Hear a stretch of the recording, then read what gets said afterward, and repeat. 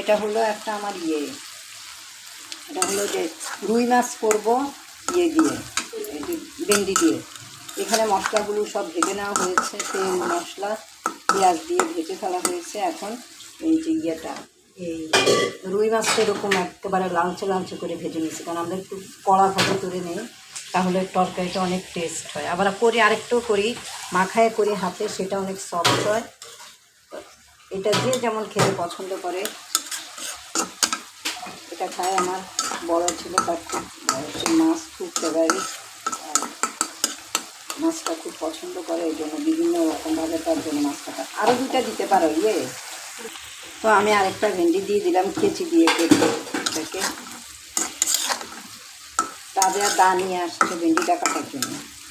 আমি বললাম এটা কেচি দিয়ে কাটা যায়, এটার জন্য দা লাগবে না।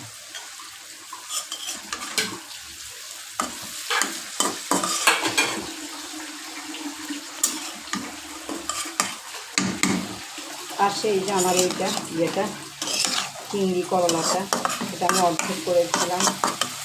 এটা আমি জোড়া টোড়া দিতে পারি না ভাই, এই জন্য আমি কেটে করি। অনেকে একটু দেখতে পারবে যে এটা একটার মধ্যে আরেকটা একের ভিতরে।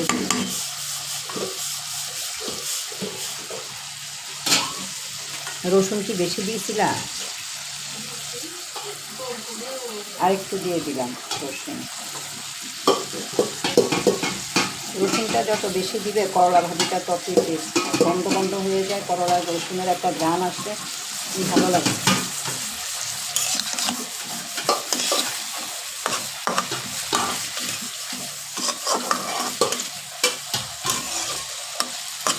ইন্ডিয়ায় 1 মিনিটের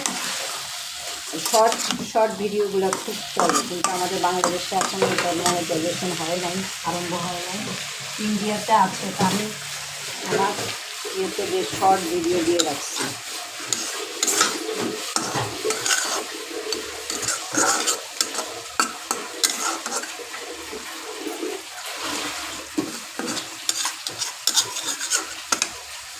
তা আপনারা বেশি বেশি করে নামাজ পড়বেন, তারপরে আল্লাহর কাছে বেশি বেশি দোয়া চাবেন। যে যার জন্য যত বেশি দোয়াটা বলে যে কামানের সেল যেভাবে গায়ে বিদ্ধ হয়, দোয়াটাও ঠিক আল্লাহর দরবারে যায় ওইভাবে বিদ্ধ হয়ে যায়, ওইভাবে কায়েম হয়। আল্লাহ দোয়ার প্রচলন সবসময়, দোয়া করতে হবে আমাদের আল্লাহ তাআলার কাছে। দোয়া কবুল করার মালিক হলো উনি, আমাদেরকে দোয়া করতেই হবে। আচ্ছা, এখন এটা দিয়ে দিব মাছটা। আচ্ছা, আমি এখন মাছটা দিয়ে দিলাম। যেহেতু ভেন্ডিটা অনেক নরম তরকারি, সেহেতু মাছটা দিয়ে দেয়, তা না আবার গলে টলে যাবে, ফেটে ফুটে যাবে, তাহলে দেখতে ভালো লাগবে না। তো এটা সহ একটু কষায় নিয়ে পরে গরম পানি দিও, বুঝছো? বেশি দিও না, তো অল্প পরিমাণে পানি দাও, গরম পানি, তাইলে এটা ভুনা হয়ে যাবে। লবণ তো ঠিক আছে সব না? আর আমরা বিশেষ করে তরকারিতে একটু বেশি খাই, রসুনটা। আমি কোনো তরকারিতে রসুনটা পেস্ট দিলে আর জিরা দিই না, রসুনটাই বেশি দিই, রসুনটাই তরকারির স্বাদ বাড়ায়। এটা হতে থাকুক, কিন্তু সবাই জানে এটা একদম মরমরা হবে, এটা একদম মর করবে খাওয়ার সময়।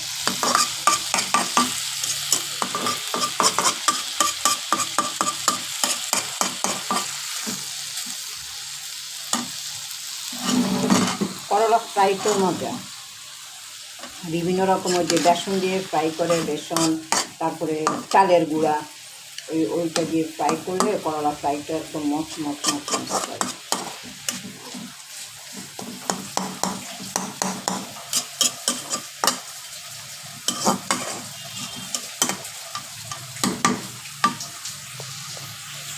এটা হতে থাকুক, এটা লাস্টে আর দেখাবো। যখন আমি ঘিটা দিব তখন এটা দিয়ে দেবো, 1 চামচ ঘি উপর দিয়ে দেবো। আর পাশে আমার এই তরকারিটা হচ্ছে মাছটা। এই বেবি পানি দাও, পুড়ে যাবে না।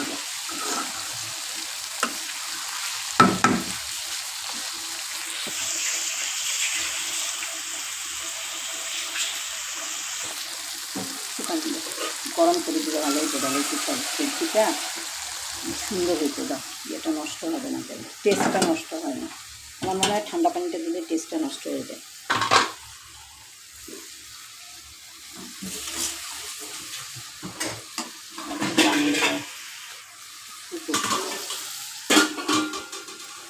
আল্লাহ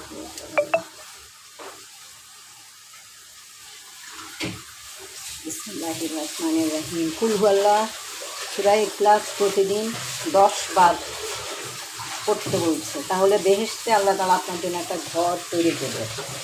তারপর সুবহানাল্লাহ, আলহামদুলিল্লাহ, আল্লাহু আকবার, লা ইলাহা ইল্লাল্লাহ, মুহাম্মাদুর রাসূলুল্লাহ, লা ইলাহা ইল্লাল্লাহু মুহাম্মাদুর রাসূলুল্লাহ, সুবহানাল্লাহি ওয়ালহামদুলিল্লাহি ওয়া লা ইলাহা ইল্লাল্লাহ ওয়াল্লাহু আকবার। এই দোয়ার কোনো অভাব নাই। তারপর পরিবারের জন্য দোয়া,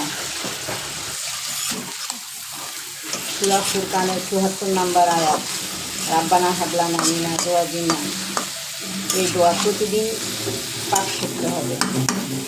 রাব্বি হাবলি মিনাস সালিহিন, আমাকে নেক সন্তান, আমার সন্তানদেরকে নেক হবে আল্লাহ দাও।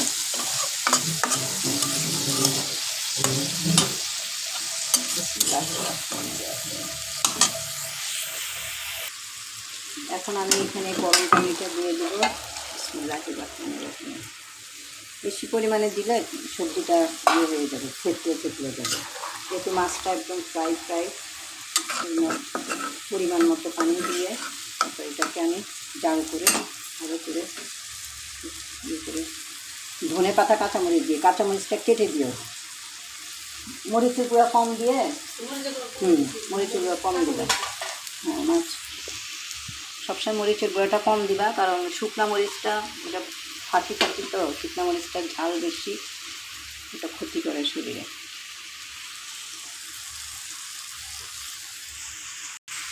কালারটা কি সুন্দর আসছে, মানে হতে হতে এতক্ষণ সবুজ সবুজ ছিল, এখন হয়ে আসতেছে কালারটা হলদে হয়ে গেছে। এটা হচ্ছে, এখানে একটু বন্ধ করে দিলাম, বেশি বড় হয়ে গেলো।